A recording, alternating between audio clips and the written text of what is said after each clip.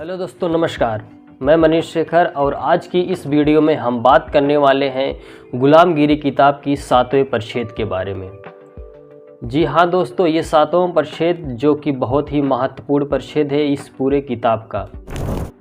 तो साथियों, इसलिए इस वीडियो को लास्ट तक जरूर देखें। साथियों, आज की वीडियो में जो हम बात करने वाले हैं उस टॉपिक का नाम है 7वें परिच्छेद के गुलामगिरी का ब्रह्मा ताड़पत्रों के पर लिखने का रिवाज, जादू मंत्र, संस्कृत का मूल, अटक नदी के उस पार जाने पर रोक, प्राचीन काल में ब्राह्मण लोग घोड़ी आदि जानवरों का मांस खाते थे, पुरोहित, राक्षस, यज्ञ, बाड़ासुर की मृत्यु, अछूत, धागे की गेठली का निशान, मूल मंत्र, महार, शूद्र, कुलकर्णी, कुंभी, शूद्रों से नफरत, अस्पृशनीय भाव, मांगल्य, धर्मशास्त्र, मनु, पुरोहितों की पढ़ाई लिखाई का परिणाम, प्रजापति की मृत्यु, ब्राह्मण आदि के संबंध में। तो चलिए साथियों, आज की वीडियो की शुरुआत करते हैं और जानते हैं कि महात्मा ज्योतिबा फूले इस किताब में क्या कुछ बातें लिखे हैं।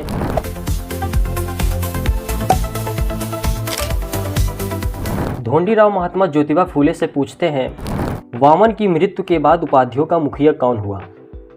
तब ज्योतिराव बताते हैं, वामन की मृत्यु के बाद उन लोगों को कुलीन मुखिया की नियुक्ति के लिए समय ही नहीं मिला होगा, इसलिए ब्रह्मा नाम का एक चतुर चालाक दफ्तरी था, वही सारा राज्य शासन संभालने लगा।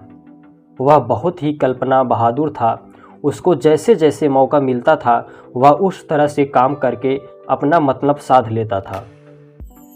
उसके कहने पर, उसकी बात पर लोगों का बिल्कुल ही विश्वास नहीं था, इसलिए उसको चौमुहा कहकर पुकारने का प्रचलन चल पड़ा।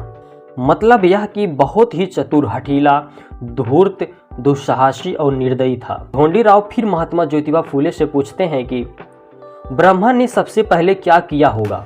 तब ज्योतिराव बताते हैं कि ब्रह्मा ने सबसे पहले ताड़ वृक्ष के सूखे पत्तों पर कील से कुरेद कर लिखने का तरकीब खोज निकाली और उसको जो कुछ इराड़ी जादू मंत्र और व्यर्थ की नीरस कहानियाँ याद थी, उनमें से कुछ कहानियाँ उसमें मिलाकर उस काल की सर्वकृत, जिसका अपभ्रंश संस्कृत शब्द है, चालू भाषा में आज की पारसी, बैती जैसी छोटी छोटी कविताओं, छंदों की रचना की और सबका सार ताड़ वृक्ष के पत्तों पर लिख दिया। बाद में इसकी बहुत प्रशंसा भी हुई। उसी की वजह से यह धारणा प्रचलित हुई कि ब्रह्मा के मुंह से ब्राह्मणों के लिए जादू मंत्र विद्या का प्रादुर्भाव उत्पन्न हुआ। उस समय उपाध्याय लोग बिना भोजन पानी के मरने लगे थे। इसी की वजह से वे लोग लुके छिपे इराड़ में भाग गए। इसके बाद उन्होंने यह नियम बना लिया था कि अटक नदी या समुद्र को लांघकर उस पार किसी को नहीं जाना चाहिए और उसका उन्होंने पूरा बंदोबस्त कर लिया था। ढोंडीराव महात्मा ज्योतिबा फूले से फिर पूछते हैं कि फिर उन्होंने उस जंगल में क्या क्या खाकर अपनी जान बचाई? ज्योतिराव बताते हैं, उन्होंने वहाँ के फल, पत्ती, कंदमूल, उस जंगल के कई तरह के पंछी और जानवरों को ही नहीं बल्कि कई लोगों ने अपने पालतू घोड़े की भी हत्या करके उन्हें भून करके खाया और अपनी जान बचाई। इसलिए उनके रक्षक उन्हें भ्रष्ट कहने लगे। बाद में उन पंडों ने कई तरह की कठिनाइयों में फंस जाने की वजह से कई तरह के जानवरों के मांस खाए, लेकिन जब उन्हें उस बात की लज्जा आने लगी तब उन्होंने किसी भी प्रकार का मांस खाने पर रोक लगा दी होगी। लेकिन जिन ब्राह्मणों को पहले से ही मांस खाने की आदत लगी थी, उस आदत को एकदम से छुड़ाना बड़ी मुश्किल बात थी। उन्होंने कुछ समय बीत जाने के बाद समय देखकर उस निम्न कर्म का दोष छुपाने के लिए पशुओं की हत्या करके उनका मांस खाने में सबसे बड़ा पुण्य मान लिया और खाने योग्य पशुओं की हत्या को पशुयज्ञ, अश्वमेध यज्ञ आदि प्रतिष्ठित नामों से संबोधित करके उनके बारे में उन्होंने अपने ग्रंथों में लिख रखा है। उसमें उन्होंने यज्ञों का पूरी तरह से समर्थन किया। उनका धर्म अर्थात ब्राह्मण धर्मवाद बाद में यज्ञों का धर्म कहलाया। उनके यज्ञ पूरी तरह से हिंसक ही थे। बिना हिंसा के वैदिकों का ब्राह्मणों का यज्ञ होता ही नहीं था। ढोंडीराव महात्मा ज्योतिबा फूले से फिर पूछते हैं कि बाद में ब्रह्मा ने क्या किया? तब ज्योतिबा राव फूले बताते हैं, बलि राजा के पुत्र बाड़ासुर के मरने के बाद उसके राज्य में कोई मुखिया नहीं रहा। प्रजा पर जो नियंत्रण था वह भी ढीला पड़ गया। जिधर देखिए उधर बेबसी का वातावरण था। हर कोई अपने आप को राजा समझकर चल रहा था। सभी लोग ऐशो आराम की जिंदगी में पूरी तरह से मगलशूर थे। यही सुनहरा उचित समय समझकर ब्रह्मा ने अपने साथ उन सभी भूख से त्रस्त थे व्याकुल ब्राह्मण परिवारों को, जिसका अपभ्रंश आज परिवारी है, फिर उनसे राक्षसों पर, मतलब रक्षक, जो अब ब्राह्मणों के यहाँ के मूल निवासियों के रक्षक थे, उन्हें राक्षस कहा गया। राक्षस शब्द मूलतः रक्षक अर्थात रक्षण करने वाला होना चाहिए। रात में एकाएक हमला बोल दिया और उनका पूरी तरह से विनाश किया। बाद में उनसे बराड़ासुर के राज्य में घुसने के पहले इस तरह सोचा होगा कि आगे न जाने किस तरह की मुसीबत अपने घर पर आ जाए और हम सभी को इधर उधर तितर बितर होना पड़े। उसमें हमको अपने आप को, परिवार को पहचानने में कठिनाइयाँ हो जाएगी, लेकिन तितर बितर होने के बाद भी हम अपने अपने परिवार के लोगों को पहचान सकें। इसलिए ब्रह्मा ने अपने परिवार के सभी लोगों के गले में 6 सफ़ेद धागों से बने रस्से को, अर्थात जात निर्देशित निशान, मतलब जिसको आज ब्राह्मण लोग ब्रह्मसूत्र कहते हैं और जनेऊ भी कहते हैं, उसको उसने हर ब्राह्मण के गले में पहना दिया। उस जनेऊ के लिए उसने उनको एक जात निर्देशित मूल मंत्र दिया, जिसको गायत्री मंत्र कहा जाता है। इन पर किसी प्रकार की मुसीबत आने पर भी उन्हें उस गायत्री मंत्र को क्षत्रियों को नहीं बताना चाहिए, इस तरह की शपथ दिलाई गई। इसी की वजह से ब्राह्मण लोग अपने अपने परिवार के लोगों को बड़ी आसानी से पहचान कर अलग अलग करने लगे। ढोंडीराव महात्मा ज्योतिबा फूले से एक बात फिर पूछते हैं कि उसके बाद ब्रह्मा ने और क्या क्या किया। ज्योतिराव महात्मा ज्योतिबा फूले को बताते हैं, ब्रह्मा ने अपने उन सभी पारिवारिक ब्राह्मणों को साथ में लेकर बाड़ासुर के राज्य में घुसपैठ की। फिर हमला किया। उसने वहाँ के कई छोटे छोटे बड़े सरदारों के हौसले नाउम्मीद कर दिया। उसने अधिकांश भूक्षेत्र अपने अधिकार के लिए लिया और युद्ध में कमर कस कर लड़ने वाले महावरी, आज उस शब्द का अपभ्रंश रूप महार है। क्षत्रियों के अलावा जो लोग उसकी चंगुल में आ गए थे, उनका सब कुछ उसने छीन लिया। बाद में उसने सत्ता की गर्मी में उस सब क्षुद्र लोगों, जिसका अपभ्रंश रूप शूद्र है, को अपना गुलाम बनाया।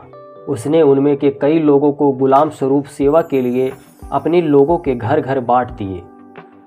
फिर उसने गांव गांव में एक एक ब्राह्मण सेवक भेजकर उनके द्वारा भूक्षेत्र विभाजन करवाया और उन शेष सभी शूद्रों को कृषि कार्य करने के लिए मजबूर किया।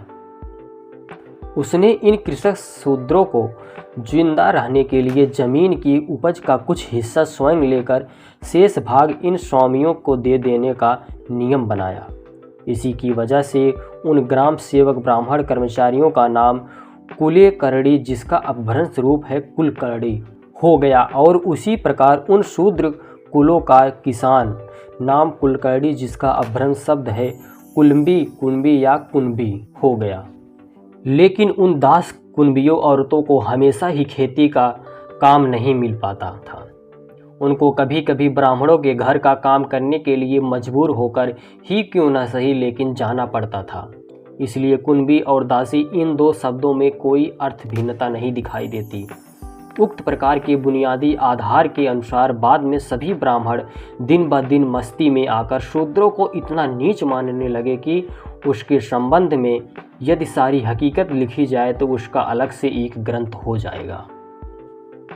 इस तरह की कुछ बातें आज भी समाज में प्रचलित हैं। ग्रंथ विस्तार के डर के उन बातों की चर्चा यहाँ मैं संक्षेप में ही कर रहा हूँ। उसी प्रकार आजकल के ब्राह्मण भी, चाहे वे झाड़ू लगाने वाले मातंग महारों की तरह अनपढ़ ही न क्यों हो, भूखे मरने लगे।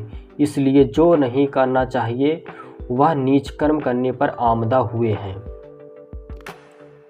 वे लोग पाप पुण्य की कल्पना किसी भी प्रकार का विधि निषेध नहीं रखते। अज्ञानी शूद्रों को अपने जाल में फंसाने के लिए हर तरह की तरकीबें खोजते रहते हैं। अंत में जब उनका बस न चलता है तब वे शूद्रों के घर दरवाजे दरवाजे पर धर्म के नाम पर भीख मांगकर जैसे तैसे अपना पेट पालते हैं, लेकिन शूद्रों के घर के नौकर मतलब सेवक बनकर उनके खेत के जानवरों की देखभाल करने के लिए राजी नहीं होंगे। जानवरों के कोठे में पड़े गोबर को उठाने के लिए, कोठे की साफ सफाई करने के लिए, गोबर की टोकरी सिर पर उठाने के लिए तैयार नहीं होंगे। गोबर की टोकरी उठाकर गड्ढे में डालने के लिए तैयार नहीं होंगे। वे लोग किसान के खेत में हल जोतने के लिए, मोट को जोतकर खेतों को, फल सब्जियों के बागों को पानी देने के लिए तैयार नहीं होंगे। वे लोग खलिहान में काम करने के लिए राजी नहीं होंगे। वे लोग खेतों को खोदने, कुदाली फावड़ा चलाने के लिए, खेत में घास सिर पर उठाने के लिए तैयार नहीं होंगे। वे लोग हाथ में लठ लेकर रात रात भर खेतों की देख रेख करने के लिए राजी नहीं होंगे। वे लोग किसी भी प्रकार का शारीरिक श्रम करने के लिए शर्माते हैं। वे लोग शूद्रों के घरों में नौकर बनकर उनकी घोड़ियों की साफ सफाई करने के लिए, दाना खिलाने के लिए, घोड़ों को आगे पीछे दौड़ने के लिए शर्माते हैं। वे लोग शूद्रों की जूतियों को बगल में दबाकर संभाल कर रखने के लिए राजी नहीं होंगे। वे लोग शूद्रों से घरों की साफ सफाई करने के लिए, उनके घर से जूठे बर्तनों की साफ सफाई करने के लिए, उनके घर की लालटेन साफ करके जलाने के लिए तैयार नहीं होंगे। वे लोग शूद्रों के घर पर लीपा पोती का काम करने के लिए तैयार नहीं होंगे। वे लोग रेलवे स्टेशनों पर, बस स्टेशनों पर, माल धक्के पर कुली कबाड़ी का काम करने के लिए शर्माते हैं। इसी प्रकार ब्राह्मण औरतें शूद्रों की नौकरानियां होकर शूद्रानियों को नहलाएंगी नहीं, उनके बाल कंघी नहीं कर देंगी, शूद्रों के घर साफ सफाई का काम नहीं करेंगी, शूद्रानियों के लिए बिछाना नहीं लगा कर देंगी, उनकी साड़ियाँ, उनके कपड़े धोने के लिए राजी नहीं होंगी, उनकी जूतियाँ संभालने के लिए तैयार नहीं होंगी, शर्माती हैं। फिर जब वे महारी मतलब महार लोग अपने शूद्र भाइयों को ब्राह्मणों के जाल से मुक्त करने की इच्छा से ब्राह्मणों से प्रतिवाद करने लगे, उन पर हमले करने लगे कि वे शूद्र का छुआ हुआ भोजन भी खाने से इनकार करते थे। उसी नफरत की वजह से आजकल के ब्राह्मण शूद्रों द्वारा छुआ हुआ भोजन तो क्या, पानी भी नहीं पीते हैं। ब्राह्मणों को किसी शूद्र के द्वारा छुई हुई कोई भी वस्तु नहीं लेनी चाहिए, इसलिए मांगलिक होने की संकल्पना को जन्म दिया गया है और उनमें भी ये आम रिवाज हो गया है। फिर अधिकांश शूद्र विरोधी ब्राह्मण ग्रंथकारों ने दूसरों की बात छोड़िए, अपने मन में भी थोड़ी लज्जा नहीं रखी। उन्होंने मांगलिक होने के रिवाज का इतना महत्व बढ़ाया कि मांगलिक ब्राह्मण किसी शूद्र का स्पर्श होते ही अपवित्र, अमांगलिक हो जाता था। इसके समर्थन के लिए उन्होंने धर्मशास्त्र जैसी कई अपवित्र भ्रष्ट किताबें लिखी हैं।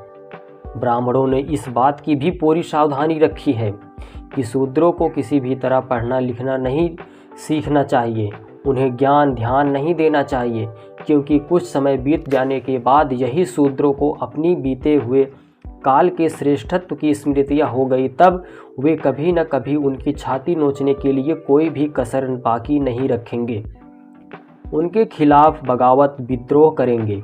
इसलिए उन्होंने शूद्रों को पढ़ने लिखने से, ज्ञान ध्यान की बातों से दूर रखने पर पूरा षड्यंत्र रचा था। उन्होंने अपने धर्मशास्त्रों में शूद्रों को पढ़ने लिखने के खिलाफ विधान बनाया। उन्होंने इतना ही नहीं किया, बल्कि कोई ब्राह्मण यदि धर्म ग्रंथ का अध्ययन कर रहा हो तो उसके अध्ययन का एक शब्द भी शूद्रों के कान तक नहीं पहुंचना चाहिए। इस बात की भी पूरी व्यवस्था उन्होंने की थी और इस तरह का विधान भी उन्होंने अपने धर्मशास्त्रों में लिख रखा था। इस बात के कई प्रमाण मनुस्मृति में मौजूद हैं। इसी आधार पर आजकल के मांगलिक ब्राह्मण भी उसी तरह की अपवित्र भ्रष्ट किताबों को शूद्रों को सामने नहीं पढ़ते। लेकिन अब समय में कुछ परिवर्तन आ गया है। अब जबकि ईसाई समझे जाने वाली अंग्रेज सरकार की धाक से शिक्षा विभाग के पेटू ब्राह्मणों को अपने मुंह से यह कहने की हिम्मत ही नहीं होगी कि वे शूद्रों को पढ़ना लिखना नहीं सिखाएंगे, फिर भी वे लोग अपने पूर्वजों का लुच्चापन, हरामखोरी लोगों के सामने रखने की हिम्मत नहीं दिखाएंगे। उनमें आज भी यह हिम्मत नहीं है कि शूद्रों को यही समझ देकर अपने पूर्वजों की गलतियों को स्वीकार करें और अवास्तविक महत्व न बताएं। उनको आज भी अपने झूठे इतिहासकार पर गर्व है। वे स्कूलों में शूद्रों के बच्चों को सिर्फ काम चलाऊं व्यवहारिक ज्ञान की बातें भी नहीं पढ़ाते, लेकिन वे शूद्रों के बच्चों के मन में हर तरह की फालतू देश अभियान, देश गर्व की बातें पढ़ाते रहते हैं और उनको पक्के अंग्रेज राजभक्त बनवाते हैं। फिर वे अंत में उन शूद्रों के बच्चों को शिवाजी जैसे धर्म भोले अज्ञानी शूद्र राजा के बारे में गलत सलत बातें सिखाते रहते हैं। शिवाजी राजा ने अपना देश म्लेच्छों से मतलब मुसलमान मुक्त करवाकर गौ ब्राह्मणों का कैसे रक्षण किया, इस संबंध में झूठी मनगढ़ी कहानियां पढ़ाकर उन्हें खोखले स्वधर्म ब्राह्मण धर्म के अभिमानी बनाते हैं। ब्राह्मणों के इसी षड्यंत्र की वजह से शूद्र समाज की शक्ति के अनुसार जोखिम के काम करने लायक विद्वान नहीं बन पाते। इसका परिणाम यह होता है कि सभी सरकारी विभागों में ब्राह्मण कर्मचारी अधिकारियों की भी भीड़ समा जाती है। सभी सरकारी सेवाओं का लाभ इन्हीं ब्राह्मणों को मिल जाता है और शूद्र समाज के लोग इन सरकारी नौकरियों में, सरकारी सेवाओं में न आ जाएं। इसलिए इतनी सफाई से, चतुराई से जुल्म ज्यादतियों करते हैं कि यदि इस संबंध में पूरी हकीकत लिखी जाए तो कलकत्ते में नील की खेती का बागानों में करने वाले मजदूरों पर अंग्रेज लोग जो जुल्म करते थे वह 1000 में एक अधन्ना भी नहीं। अंग्रेजी राज में भी चारों ओर ब्राह्मणों के हाथ में नाम मात्र के लिए टोपी वाले सत्ता होने की वजह से वे अज्ञानी और शूद्र रैयत को ही नहीं बल्कि सरकार को भी नुकसान पहुंचाते हैं और वे लोग आगे सरकार को नुकसान नहीं पहुंचाएंगे इसके बारे में निश्चित रूप से भी नहीं कहा जा सकता। ब्राह्मणों के इस व्यवहार के बारे में सरकार को भी जानकारी है, फिर भी अंग्रेज सरकार अंधे का स्वाग लेकर केवल ब्राह्मण अधिकारी कर्मचारियों के कंधे पर अपना हाथ रखकर उनकी नीति से चल रही है। लेकिन अंग्रेज सरकार को ब्राह्मणों को इसी नीति से गंभीर खतरा पैदा होने की संभावना है। इस बात को कोई नकार नहीं सकता। तात्पर्य यह है कि ब्रह्मा ने यहाँ के मूल क्षेत्रवासियों को अपना गुलाम बना लेने के बाद इतनी मस्ती में चढ़ गया था कि उपहास करने की दृष्टि से महारियों का नाम प्रजापति रखा दिया। यह तर्क निकाला जा सकता है, किंतु ब्रह्मा के बाद आर्य लोगों का मूल नाम भट्ट लुप्त हो गया और बाद में उनका नाम ब्राह्मण हो गया। साथियों, आज की वीडियो में बस इतना ही। मिलते हैं अगले वीडियो में। दोस्तों, अगर आपने इसके पहले वाले परिच्छेदों की वीडियो नहीं देखी है तो डिस्क्रिप्शन में पूरे प्लेलिस्ट की लिंक है, आप वहां से पूरे प्लेलिस्ट की वीडियो देख सकते हैं और चैनल को सब्सक्राइब, लाइक, शेयर, कमेंट करना ना भूलें। बहुत बहुत धन्यवाद।